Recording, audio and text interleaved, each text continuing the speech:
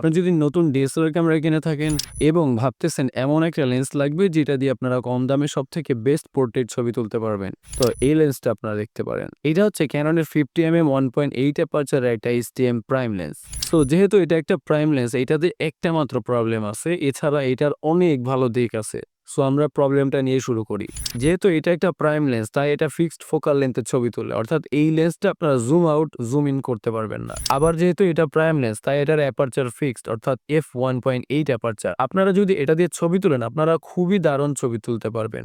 বিশেষ করে আপনারা যদি ব্যাকগ্রাউন্ড ব্লার করে ছবি তুলতে চান, তাহলে এটা দিয়ে আপনারা সেটাও তুলতে পারবেন। আমি আপনাদের কিছু ছবির স্যাম্পল দিতেছি, আপনারা একটু স্ক্রিনে দেখে নেন যে আপনারা এটা দিয়ে কিরকম ব্লার করে ছবি তুলতে পারবেন। এইটার ছবির কোয়ালিটি যদি বলি, এইটা দিয়ে আপনারা খুবই দারুণ ব্যাকগ্রাউন্ড ব্লার করে ছবি তুলতে পারবেন। একদম ফুল ছবি নিলে সেইখানে ব্যাকগ্রাউন্ড একটু কম ব্লার হয়, কিন্তু আপনারা যদি একটু শর্ট ছবি নেন, ফুল বলতে হাফ টাইপের ছবি নেন, সেক্ষেত্রে আপনারা খুব ভালো একটা বুকে ইফেক্ট পেয়ে যাবেন, যেটা আপনারা অলরেডি স্ক্রিনে দেখতেছেন। এটার ভিডিও নিয়ে যদি বলি, এটার ভিডিওতে আপনারা খুব ভালো একটা আউটপুট পেয়ে যাবেন, কিন্তু একটা প্রবলেম আছে, এইটাতে কোনো স্ট্যাবিলাইজেশন নেই।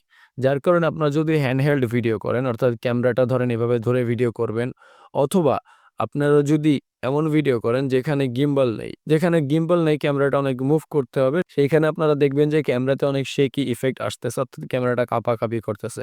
কিন্তু আপনারা যদি এরকম একটা ট্রাইপডে রেখে ভিডিও করেন, সেক্ষেত্রে আপনারা খুব দারুণ ভিডিও করতে পারবেন। এইখানে একটা জিনিস আছে যেটা অনেকের জন্য প্রবলেম হতে পারে, যেমন আমি এখন এই যে একদম এইখানে ক্যামেরাটা রেখে ভিডিও করতেছি, ক্যামেরা আমার এক হাত সামনেও না, খুবই ক্লোজে। এখানে আমি 18-55 মিলিমিটার লেন্স ইউজ করে ভিডিও করতেছি। কিন্তু এখানে যদি আমি 50mm লেন্সটা ইউজ করতাম, তাহলে লেন্সটা আমার অনেক দূরে রাখা লাগতো যদি আমি এই ফ্রেমটা নিতে চাইতাম। আমি এখন ইউজ করতেছি ক্যাননের 800D ক্যামেরা, যেহেতু এটা একটা ক্রপ সেন্সরের ক্যামেরা। সো এই ক্ষেত্রে এইটার ফুটেজটা হালকা একটু ক্রপ হয়ে আসে, যার ফলে এইটা আরেকটু দূরে রাখতে হয়। বাট এখানে যদি কোনো ফুল ফ্রেম ক্যামেরা থাকতো, সেই ক্ষেত্রে এইটা আরেকটু কাছে নিয়ে আসতে পারতাম।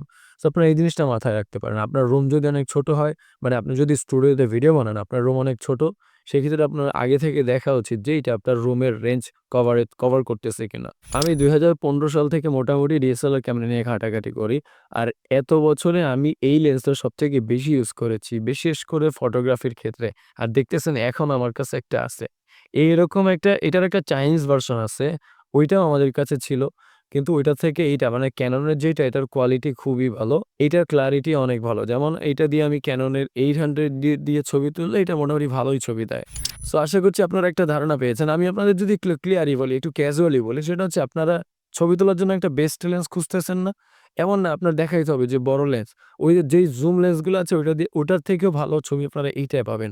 আর এইটার আরেকটা সুবিধা কি দেখেন, আপনি যদি 250-55 বা 70-300 75-300 সরি, এই লেন্সগুলা নেন, সেই ক্ষেত্রে আপনার রাত্রে ছবি তুলতে পারবেন না। ওইখানে অ্যাপারচার অনেক কম, বা ওইটার ভ্যারিয়েবল অ্যাপারচার তো 5.6 বা 4.6 এমন থেকে শুরু হয়। বাট এটা হচ্ছে 1.8, আপনারা লো লাইটে অথবা রাত্রেও আপনারা যদি সামান্য আলো থাকে, সেই ক্ষেত্রে আপনারা খুব ভালো ছবি বের করে আনতে পারবেন এটা দিয়ে।